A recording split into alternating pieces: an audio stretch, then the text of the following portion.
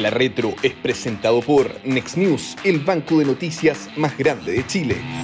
¿Cómo están? Muy buenos días. Bienvenidos a La Retro, este podcast semana a semana que entrega el libro para todas sus audiencias en las distintas plataformas que obviamente nos consumen, en que analizamos temas económicos, principalmente vinculados con reformas económicas, reformas estructurales que se han sido o han sido planteadas por este gobierno, pero también vamos vinculándolas, vamos mezclándolas con aspectos de la contingencia. Como siempre, saludo a nuestros dos invitados permanentes regulares, a Cecilia Cifuentes, economista y directora ejecutiva del Centro de Estudios Financieros del ESE Business School, y a Guillermo Ramírez, abogado y diputado de la UDI, además de miembro de la Comisión de Hacienda de la Cámara de Diputados. ¿Cómo están? ¿Cómo les ha ido en este jueves con olor, con aroma de lunes, después del feriado de Todos los Santos? ¿Cómo les ha ido? ¿Qué tal?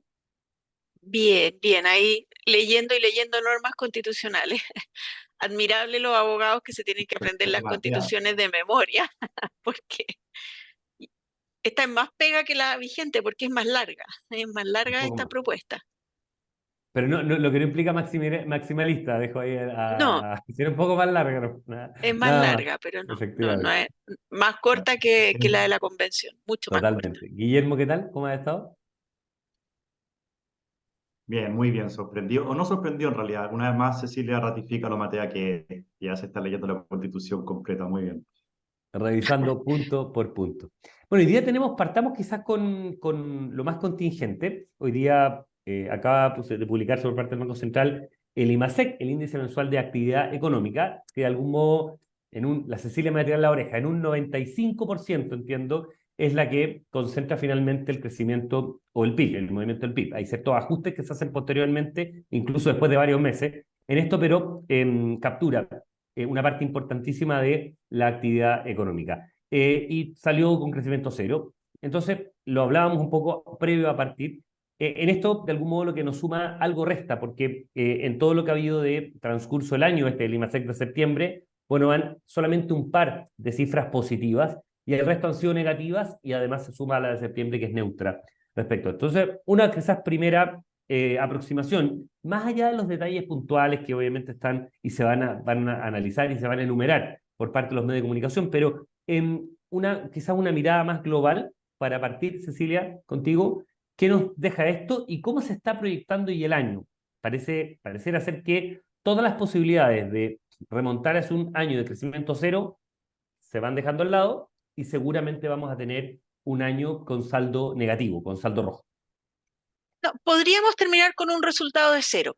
Ahora, esto de crecimiento cero es que no hay crecimiento. Y la economía Exacto. está estancada y esta cifra vuelve a confirmar ese diagnóstico que yo creo que ya está bastante claro. Si uno mira la serie, la verdad que no hay crecimiento económico. Es probable que en los próximos meses a lo mejor haya cifras marginalmente positivas por un problema de base de comparación, pero en el neto, y esto hay que mirarlo un poquito más de tendencia, estamos en un contexto en que no hay crecimiento en la economía y en que el crecimiento de tendencia que estamos mostrando es equivalente a lo que crece la población. O sea, aquí no hay mejoría de bienestar para las personas. El crecimiento es condición absolutamente necesaria para todas las otras discusiones que tenemos, de más derechos sociales, mejores pensiones, más empleo. Sin crecimiento, olvidémonos de todas esas necesidades que tiene el país. El crecimiento es la base de eso y la verdad que si uno lo mira en una perspectiva un poco más larga, corregido del ciclo que fue la pandemia, después la política irresponsable, la economía lleva aproximadamente casi una década sin tener un crecimiento sin que el ingreso per cápita suba. El ingreso per cápita está estancado en Chile. Y eso es una noticia muy, muy mala para todos nosotros, porque obviamente es cierto, muchas veces se minimiza, se mira en menos el tema de los números. Esto es solamente numérico y todo. El punto, y tú lo has planteado en más de algún programa, Guillermo, también, es que esto se hace carne precisamente en que cuando no hay crecimiento, bueno, se engarza, se vincula con temas de derechos sociales, temas de incrementos, muchas veces de beneficios, de salarios, de un montón de cosas. Guillermo, y ahí paso un poco a darte la palabra a ti. Este estancamiento, más allá de la cifra puntual de septiembre, más allá incluso de la cifra del año, el agregado de los últimos años, la proyección hacia los próximos años, ¿de qué manera de algún modo condiciona la posibilidad de generar reformas o transformaciones que puedan eventualmente ponerle otros palos a esta bicicleta, a la rueda de la bicicleta, como el aumento de impuestos, como, ¿no es cierto?, el fin de algunas exenciones, en fin, lo que hemos conversado y que son parte de la propuesta, por ejemplo, la reforma tributaria. A ver, lo primero es que Chile venía acostumbrado a que crecíamos fuerte, a que crecíamos rápido. Durante 30 años, millones de personas salieron de la pobreza. Familias que nunca habían tenido un integrante que fuera a la universidad, tuvo un integrante que fuera a la universidad. Personas que jamás pensaron en tener un auto, hoy día tienen dos. Las viviendas sociales hoy día se tienen que hacer con estacionamiento. Es radical el cambio que hubo en Chile. Pasamos de tener problemas de desnutrición a tener problemas de obesidad. Pasamos de tener problemas de cobertura de la educación a tener problemas de calidad en la educación. Pasamos de tener problemas de país pobre a tener problemas de país rico. Y eso es por el inmenso crecimiento que hubo en Chile. Pero lamentablemente las políticas permanentes de izquierda, particularmente la reforma tributaria del ministro Arenas, pero otras también, hicieron que ese ciclo virtuoso se rompiera y que los chilenos que estábamos acostumbrados a ir progresando y a ver que nuestras familias progresaban y a entender que nuestros hijos iban a llegar más lejos que nosotros, ese sueño se rompió. Y llevamos, como bien dice Cecilia, 10 años en esta mediocridad. Yo estoy convencido que parte importante del estallido social tiene que ver con esto, con la frustración de las expectativas, con el hecho de que en Chile ya no se puede avanzar como se avanzaba antes, con esfuerzo y con trabajo. Y por lo mismo yo creo que para cualquier gobierno, hoy, de derecha o de izquierda, la prioridad número uno debería ser el crecimiento. Porque de ahí vienen además más recursos para poder hacerse cargo de otras necesidades. Si quiero mejorar la educación o la salud, necesito plata. Y si quiero plata, necesito que el país crezca y así recaudo más. Pero lamentablemente este gobierno, en la urgencia que tenemos de crecer, propone cosas que atentan contra el crecimiento.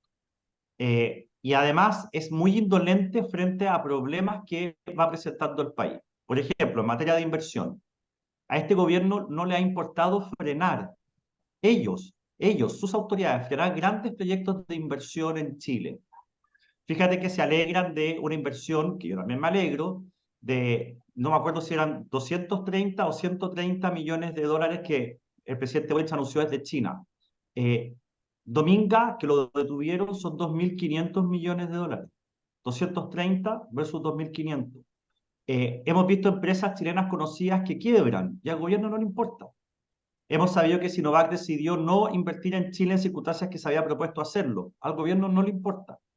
Y lejos de eso, el gobierno lo que hace es seguir metiendo una incertidumbre al sistema y tomando o diciendo que van a hacer cosas que le hacen daño a la economía, como por ejemplo subir impuestos o votar en contra del texto constitucional, manteniendo abierto un proceso, generando incertidumbre, dañando a la economía y por tanto a las familias chilenas.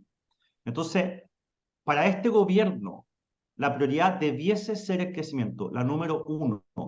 Pero no solamente no está entre las top 3 o en las top 10, sino que conspiran para que el problema empeore. Y eso se refleja al final no solamente en este número de crecimiento que la gente quizá no siente, porque no sabe lo que significa, pero sí se manifiestan otras cosas, como por ejemplo que el empleo ha caído 11 meses seguidos, no solamente en la región metropolitana, sino que también en todo Chile. Bueno, ahí tú estás dando un poco un hilo para empezar a tirar, y le dejo la palabra a Cecilia, que es lejos la más entendida acá, vinculado con eso. El tema del empleo pareciera ser ¿cómo decirlo? Una sombra que todavía no vemos, una nube que se está acercando que todavía no vemos. Esto es como la película El Día de la Independencia, ¿no es cierto? Un nubarrón enorme que en realidad no es lo que pensamos, es mucho más grave de lo que pensamos, vinculado. A ti te he escuchado, Cecilia, en este mismo espacio, que lo has planteado mucho. Y me quería tomar también de algunas palabras de uno de los economistas que más sigue el tema, ¿no es cierto? Que es David Bravo, ¿no es cierto? Un economista que estuvo en su minuto en la Universidad de Chile, ahora está, ¿no es cierto?, en el Centro de la Católica de Encuestas y Estudios Longitudinales, que ha seguido mucho el tema vinculado con esto, y lo que plantea es una crisis en ciernes que no se ha visto, particularmente, primero, por lo que dice Guillermo, o sea, el desempleo, perdón, la desocupación sigue creciendo, el empleo sigue cayendo, hay una salida de gente de la fuerza de trabajo, por lo tanto, ¿no es cierto?, está por los dos lados de la ecuación este tema, y por otro lado, y ahí te dejo un poco la palabra, Cecilia, es que en los segmentos más bajos es donde más está aumentando el desempleo, y donde más está habiendo salida de gente que busca empleo. Entonces, es una tormenta perfecta que se suma al estancamiento económico y a esta idea, ¿no es cierto?, del gobierno de continuar con sus dos reformas emblemáticas en materia económica, la previsional y la tributaria. Sí, yo comparto completamente el diagnóstico que tiene David Bravo sobre esta emergencia laboral no declarada y la verdad, y también comparto la forma en que él lo analiza, porque no basta la tasa de desempleo, aquí lo que tenemos que ver es la tasa de empleo. ¿Cuánta gente está ocupada? Porque el desempleo no mide, como tú decías antes, a las personas que salen del mercado laboral, o sea, gente que deja de buscar trabajo. Y eso es lo que nos está pasando y tenemos una cifra que es cerca de 500.000 de empleos menos de lo que teníamos antes de que se iniciara la pandemia, el estallido y todos los eventos. Que nos falta 500.000 de empleos. Si nosotros además quisiéramos tener la tasa de ocupación promedio de la OCDE, en realidad nos falta 1.000.000 de empleos. ¿Qué está pasando? Y aquí el gobierno ha dado explicaciones que a mí me parece que son erradas, porque ha planteado que aquí lo que ocurre es que hay jóvenes saliendo del mercado laboral por razones de estudio. Y claro, uno puede ver, y eso es cierto, cuando las personas están estudiando, dejan de estar en el mercado laboral. Pero el porcentaje de jóvenes que no trabaja por razones de estudio no ha cambiado, sigue siendo el mismo. O sea, no es que haya un porcentaje mayor de jóvenes que está dedicado, esto es un tema que a lo mejor podría haber explicado menor ocupación hace, no sé, 15 años, 20 años, cuando efectivamente los jóvenes empezaron a postergar su ingreso al mercado laboral, pero no es un fenómeno que esté ocurriendo ahora. Han dicho que también la PGU puede estar llevando a que personas salgan del mercado laboral, que a mí tampoco me parece que sea una explicación buena, en el sentido de que si uno ve quiénes son los que están saliendo del mercado laboral, son jóvenes, que no es por razones de estudio, y adultos mayores de 50 años, 55 años. La PGU se empieza a recibir a los 65 años. Por lo tanto, que una persona de 55 años salga del mercado laboral, yo no creo que esté pensando, es que en 10 años más voy a empezar a recibir la PGU. Porque, ¿qué pasa en este periodo entonces? O sea, aquí sí hay un fenómeno complejo. Y como tú bien decías, cuando uno dice, ¿dónde están estos empleos que faltan? Y cuando analizamos entonces las tasas de empleo por niveles de ingreso, nos encontramos que en los niveles de ingreso alto las tasas de empleo están subiendo, especialmente en las mujeres. O sea, en términos de inserción laboral femenina para sectores de ingreso alto, se están logrando las metas de mayor inserción laboral femenina. Pero cuando miramos los deciles bajos, es un drama lo que está pasando. Y esto no es un fenómeno de ahora, esto viene de más tiempo. Los sectores de bajos de ingreso en el 10% más pobre, el 20% más pobre, incluso hasta el 30% más pobre, las tasas de empleo están cayendo. Aquí hay una mezcla de factores, no es un único factor, el proceso de automatización está jugando en contra y frente a este proceso de automatización el gobierno implementa reformas que precisamente perjudican la inserción laboral de esos grupos, no de los grupos de ingreso alto, el aumento del salario mínimo, la reducción de la jornada, la mayor rigidez laboral y un tema que va a haber que analizar después, el aumento en la tasa de cotización previsional también va a generar un impacto. Es necesario aumentarla, pero tenemos que mirar el impacto que eso puede tener en el empleo de los sectores de bajo ingreso. De alguna manera, lo que yo veo acá es que corremos el riesgo de argentinizarnos en esta materia y que las personas de ingresos bajos simplemente tengan que vivir del Estado porque no tienen las oportunidades para insertarse en el mercado laboral. El tema, solo un dato, el tema de la economía informal, que en Chile está cerca del 27, 28%, entiendo. Ha crecido, quizás hay una explicación de que la parte más formal se ha pasado a la informal, o tampoco es un factor de ajuste sensible en eso, y ahí le doy la palabra a Guillermo inmediatamente. Bueno, efectivamente hay una tendencia que aumente la informalidad. En el promedio no es tan evidente, pero nuevamente si analizamos ese dato por deciles de ingreso, uno lo que ve es que la formalidad laboral está aumentando en los deciles altos y está cayendo en los deciles bajos. Mira, de las mujeres en edad de trabajar, del 10% más pobre, la CACEN en 2022 mostró que solo un 7% tiene empleo formal, un 7%. Y aproximadamente un 15% tiene empleo de las que están en edad de trabajar. Entonces, esto es realmente un tema, yo lo vengo siguiendo hace tiempo, lo he escrito porque lo veo súper preocupante y no veo ni una línea de políticas públicas del gobierno mirando esto. Nada. Este es un tema que no existe en el gobierno. Y Bueno, tú eso me me dejas, parece muy preocupante. Me maneja la pregunta Guillermo, que es la ministra del Trabajo y Previsión Social, ciertamente, pero estos son, ¿no es cierto? No es un biministro, es una sola ministra. Pero pareciera ser que la ministra Jara, en este caso, con buenas razones en un comienzo, ciertamente, ha enfatizado mucho el tema de la gestión del proceso para llevar a buen puerto o intentar llevar a buen puerto la reforma previsional. Pero en materia de empleo, en materia de trabajo, que es finalmente el core business, ¿no es cierto?, de su ministerio, de su cartera, Guillermo. ¿Cómo se ha visto ahí? Tú que la sigues, tú que obviamente tienes contacto con la Comisión de Trabajo, no eres parte, pero tienes contacto con la Comisión de Trabajo de la Cámara y que obviamente estás viéndolo desde una posición bastante privilegiada porque tienes el seguimiento legislativo permanente y conversas regularmente con los actores políticos. ¿Hay un elemento al debe ahí? Como probablemente no lo hay en lo otro, al menos uno puede decir, mira, se ha preocupado mucho, es cierto que todavía no hay una reforma presentada concretamente en esta segunda etapa, pero al menos el tema de la intención está. Pero en materia de trabajo pareciera ser que, al menos en énfasis, al menos en los intereses, queda bastante más secundada por el tema previsional, ¿no? El énfasis en materia de trabajo es mucho menor que en materia previsional. Eh, la verdad es que no han hecho prácticamente nada, pero la razón es la siguiente. La razón es que el gobierno cree que en este realismo mágico de la izquierda, que las cosas que se hacen no tienen efectos. O sea, si subo impuestos, eso no afecta al crecimiento. Si aumento, no tengo idea, el salario mínimo, eso no afecta al empleo.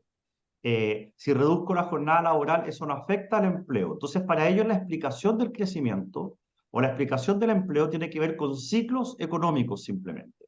Tiene que ver con un momento mundial que ellos no pueden controlar. Y por lo tanto, lo único que ellos como gobierno pueden hacer es hacer cambios estructurales que, cuyos frutos vamos a disfrutar todos cuando volvamos a un ciclo económico positivo que genere pleno empleo. Y entonces vamos a tener pleno empleo, pero con menos horas de trabajo y con salarios más altos. Y no se dan cuenta de que sí tiene efectos en la economía, en el empleo, las cosas que el gobierno dice o hace. Y por eso, por esa creencia de que no afecta, es que se permiten decir y hacer cosas que al final conspiran contra las familias. Déjame decir algo que Cecilia lo dijo mejor, pero para ponerlo más directo. En Chile, la pobreza y el empleo son dos variables que están directamente relacionadas. Yo hace tiempo que no veo las cifras, pero cuando uno se fijaba en las familias, hace algunos años, cuando uno se fijaba en las familias más pobres, eran pobres porque en los hogares pobres el 0,6 de sus miembros trabajaba, en promedio. En cambio, en las familias ricas, el 1,5, perdón, no 0,6%, 0,6 personas trabajaban en promedio en esa familia. Y en las familias ricas, el 1,5 de los miembros de esa familia trabajan. Es decir, hay el triple de trabajo en una familia rica que en una familia pobre. Y al final es como un oxímoron, porque son ricos justamente porque tienen 3 veces más empleo, o son más pobres justamente porque tienen un tercio de empleo. Lo que estoy tratando de decir es que el empleo en Chile explica más la pobreza que el nivel de ingresos. Y eso es algo que se olvida, y eso es algo que hace que, por olvidarse, no le prestemos atención a esta urgencia de empleo que, muy bien decía Cecilia, estamos en una emergencia no declarada, porque al final este problema de empleo no solamente hace que los que no tienen pega les cueste encontrar o que se sigan destruyendo los meses que vengan más empleo, no solamente hace que los salarios se estanquen, sino lo que nadie dice, genera pobreza. Y en un Guillermo, país que perdona, debería avanzar y reducir el nivel de pobreza, la estamos aumentando. Guillermo, y a nivel de oposición, a nivel de percepción política, tanto en el gobierno, ya lo tenemos claro, pero a nivel de oposición, ¿existe la concepción o existe de la urgencia del tema laboral? De algún modo, de qué manera han emplazado al gobierno? ¿De qué manera se puede cambiar un poco el giro en esto? ¿Y cómo lo han visto también los parlamentarios del oficialismo? O sea, a nivel parlamentario, a nivel de Congreso, de Moro y Cristiano, ¿no es cierto? Qué tan aguda está esta percepción de que realmente estamos en un problema mayor, mayúsculo, y del cual, y la Cecilia en esto probablemente coincidirá, vamos a demorarnos varios años, en el mejor de los casos, en salir? Sí, hay dos grupos de medidas que te permiten mejorar el empleo. Una es atacar directamente a los temas que afectan al empleo. Y ahí nosotros no hemos hecho nada porque el gobierno simplemente jamás se va a abrir a mayor flexibilidad laboral, jamás se va a abrir a renunciar a su idea de seguir aumentando el salario mínimo hasta el infinito. Y por lo tanto, el grupo de medidas que afectan directamente al empleo, creo que como oposición tenemos menos espacio para poder aplicarlas, digamos. Hay otro grupo de medidas que también ayudan al tema del empleo, que es intentar hacerle ver al gobierno y de generar medidas pro crecimiento. Cualquier economista que haya estudiado un año economía sabe que las variables macroeconómicas se mueven juntas. Y por lo tanto, si tú de alguna manera logras mejorar el crecimiento, vas a lograr también mejorar el empleo. Y nosotros hemos puesto el acento ahí. Lamentablemente, eso significa rechazar lo que el gobierno propone, como le rechazamos la reforma tributaria. Eh, si la reforma tributaria se hubiese aprobado, la situación de empleo sería mucho peor.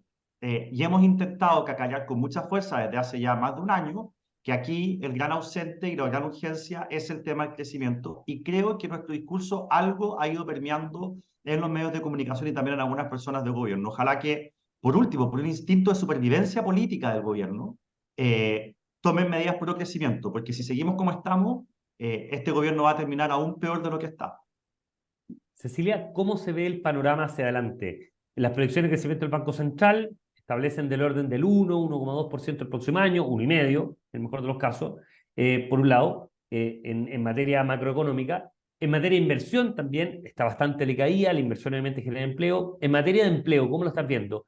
Es cierto lo que planteaba David Bravo, que nos vamos a demorar varios años recién en poder completar este rezago que, por cierto, nos tiene como el único país de América Latina que no ha vuelto a los niveles de empleo o de desempleo, como uno quiera llamarlo, ¿no es cierto? Empleo en creación, en generación y desempleo en tasa, previos a la pandemia que nos empezó a afectar en el 2020. Mira, lamentablemente es muy difícil ser optimista sobre este tema. Y por eso yo lo veo tan preocupante. Porque, bueno, hablábamos al inicio del programa del crecimiento. El crecimiento es clave en esto. El crecimiento es clave para que el empleo vuelva a crecer y las perspectivas son mediocres. Eh, Algo podrían mejorar a mi juicio si es que gana el a favor por un porcentaje alto. Creo que eso es un impulso al crecimiento porque se despeja una incertidumbre. Ese escenario tampoco es probable, lamentablemente. Yo no sé si va a ganar el a favor o el en contra, creo que es un tema difícil, pero cualquiera de las dos opciones que gane no va a ser por una mayoría muy amplia y creo que eso es negativo en términos de las perspectivas de crecimiento. Pero incluso el crecimiento puede ser insuficiente porque estamos enfrentando un cambio tecnológico muy pronunciado, que es principalmente negativo para los sectores menos calificados. Tenemos una política de capacitación, la verdad que tremendamente deficiente. No estamos haciendo nada para preparar a los sectores con menor capital humano para enfrentar este cambio tecnológico. Esto ya se está produciendo. Hablábamos antes de partir el programa, el fenómeno en el sector agrícola es tremendamente fuerte. Uno ya lo ve en los datos, está cayendo el empleo en el sector agrícola en Chile mientras la actividad sube. Entonces, yo creo que lamentablemente las perspectivas en esta materia no son muy positivas, y por eso uno ve una agenda de reformas de salario mínimo, de reducción de jornada, que no va en la dirección correcta. Habría que acompañar esto con una agenda de capacitación bastante potente, con una agenda de mayor flexibilidad.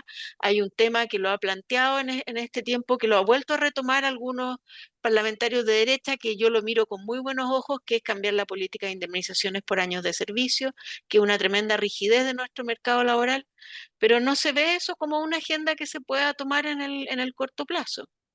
¿Y por qué no quizás, Cecilia, si es que tiene una incidencia política tan importante? Y ahí le doy la palabra a Guillermo. Me acuerdo perfecto en la elección del 99 y la segunda vuelta del 2000, fue precisamente un tema laboral el que siempre se planteó como el que dio vuelta a la tortilla, ¿no es cierto? Que impidió que Lavín eventualmente le ganara el Lago. Siempre se planteaba que si la elección no hubiera sido en septiembre, en octubre, Lavín podría haber ganado, por esos 37.000 votos creo que le faltaron en primera vuelta, y finalmente el presidente Lago fue el que ganó en esa segunda vuelta, creo que el 15 de enero, si la memoria no me falla. Guillermo, siendo tan incidente el tema laboral, con el tema pobreza, con lo que la gente siente, ¿no es cierto? ¿Por qué a lo mejor no dar una agenda política mucho más fuerte en un año donde el gobierno se va a jugar mucho en materia de elecciones, tanto por las municipales como las de concejales. El próximo año, estoy hablando del 2024. Bueno, sí, no, yo creo que el tema laboral va a influir en la elección y creo que si el gobierno no hace la pega de mejorar estos números, que al final se traducen en familias que están tranquilas o en familias que están angustiadas, entonces los chilenos le van a pasar la cuenta al gobierno.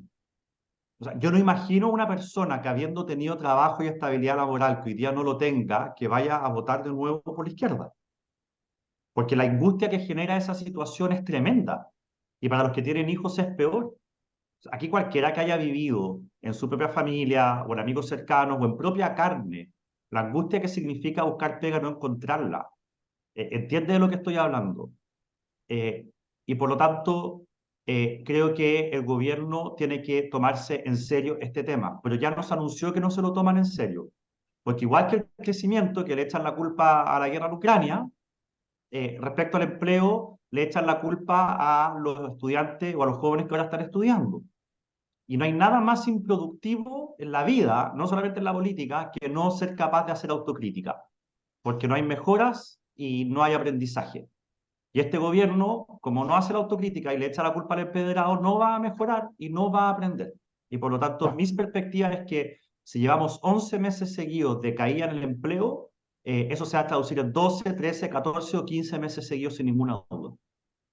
Decae el empleo y el consecuente aumento del desempleo, porque además están saliendo gente del mercado del trabajo, y como es una tasa, obviamente se vincula la gente que está trabajando y la gente que busca. Esa relación es lo que da efectivamente la tasa de desempleo. Para la próxima semana, señores y doña Cecilia o Guillermo, queda el tema quizás de algunos aspectos positivos en materia económica, ciertamente, y eventualmente algunos lunares que uno pueda detectar de la propuesta constitucional. Podríamos ir viendo, ya acercándonos obviamente al plebiscito del 17, el en contra o el a favor. Hay varios aspectos que son muy positivos en la propuesta, ciertamente en materia económica, y qué mejor que tener la visión de ustedes de qué aspectos son. No solamente en materia económica pura, sino en materia política. Probablemente el tema del cambio de sistema político es el principal viento de cola que le va a jugar en contra a la economía. Un sistema político mucho más acotado y menos disperso que permita avanzar en la agenda del gobierno que sea. Como siempre, muchísimas gracias